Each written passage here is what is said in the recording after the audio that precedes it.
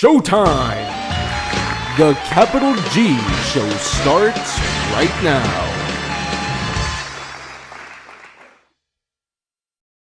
What's up YouTube, Capital G here. So we're talking about the best decks of the format, and after a full weekend of events and tournaments, I believe that we've gotten a little bit of clarity as to what's going to be tearing up the top tables over the next few months. Now, as we're talking about the entire format, I will be including all the structure decks that are going to be released within the next couple of months, as well as the booster set Breaker of Shadows, and I'll be ranking these decks entirely based off their competitive potential. So without further ado, this is the top 10 decks of the November 9th 2015 format, the Yu-Gi-Oh hierarchy. Number 10, Inferno Woods. To start off our list, we have a deck where skill and luck aren't generally proportional, but you know what? That's fine, because the wins are going to stack up like pancakes.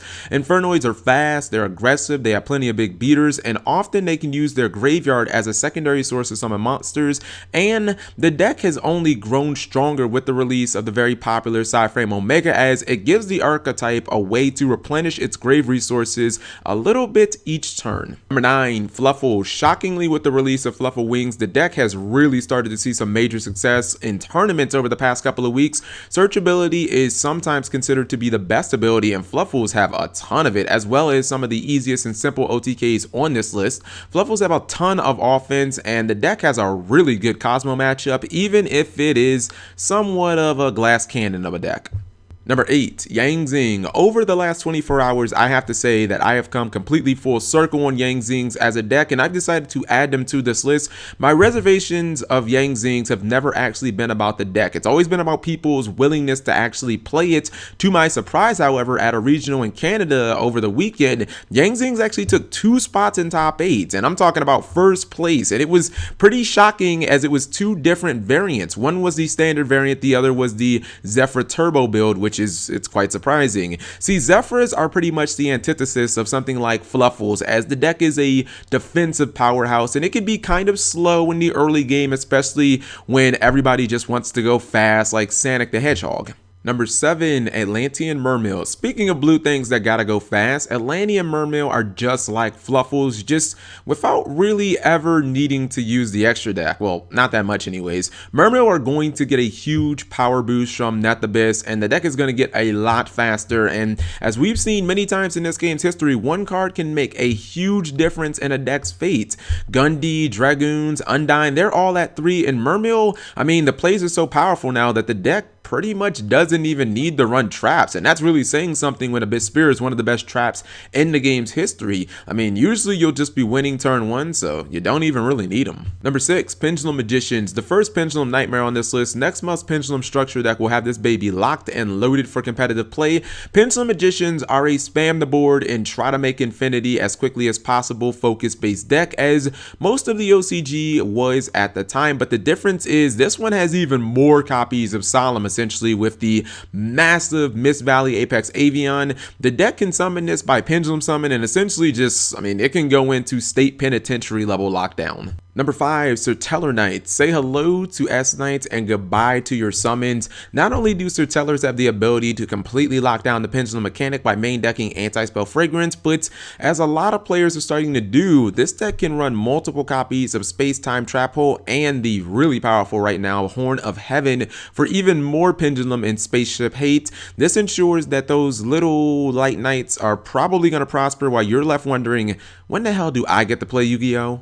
Number 4, Magispectors. Probably the best example of a deck that has been adjusted to power creep. Magispectors can't be destroyed by card effects or targeted by the opposing player at all. This makes a wide variety of some of the game's most powerful and popular trap and defensive cards like Book of Moon, Ring of Destruction, Evac Device, Mirror Force, Torrential Tribute, Dark Hole, and Regeki completely useless against the deck. That is astounding, unbelievable. Add that to the fact that the deck seems to have its own searchable situational defensive card for every play that you can throw at it, and I mean, you get a deck that is really good. Even if this deck wasn't Pendulum mechanic, it would still be amazing. Number 3, New Monarchs. Be warned, this deck is very scary, and once it gets rolling, it is almost impossible to beat.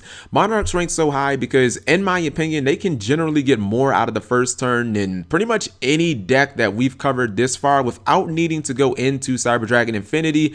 And if a lot of Monarch decks decide that they just want to play max C, I think it's going to be almost impossible to make a counterplay against the deck without giving them massive amounts of advantage. I do feel like the advent of Solemn Notice hurts the deck a little bit, but I still think it's going to be a force to be reckoned with.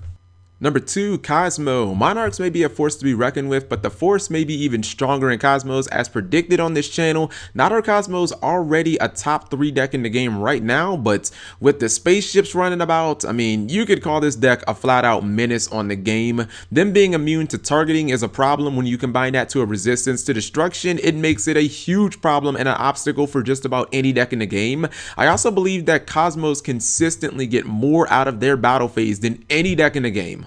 Honorable mentions include Prophecy, Gem Knight Madoche, and Psyframes. And finally, to our number 1, Performages and Pals. Despite not being completely at full strength, Performages are already a legitimate contender to win any event, and the ceiling of this deck will do nothing but go up. With the release of Solemn Notice and Cyber Dragon Infinity, along with Elder Entity Norden, I mean, this could be the definitive deck to play if you just want to stop your opponent from playing Yu-Gi-Oh! All day, well, every day. The deck is absurdly consistent, and with lots of OTK prowess too, I mean, it's gonna make a resurgence of a simple card like King of the Feral Imps in competitive play, and it's gonna make that card look like a freaking MVP. Personally, I believe when this deck is at its best, it happens to be the best. So let me know what you guys think of my list. Were there any decks that I missed out on, or if you don't agree with the ranking, let me know in the comment section below. Thank you guys for watching. As always, subscribing makes life happy.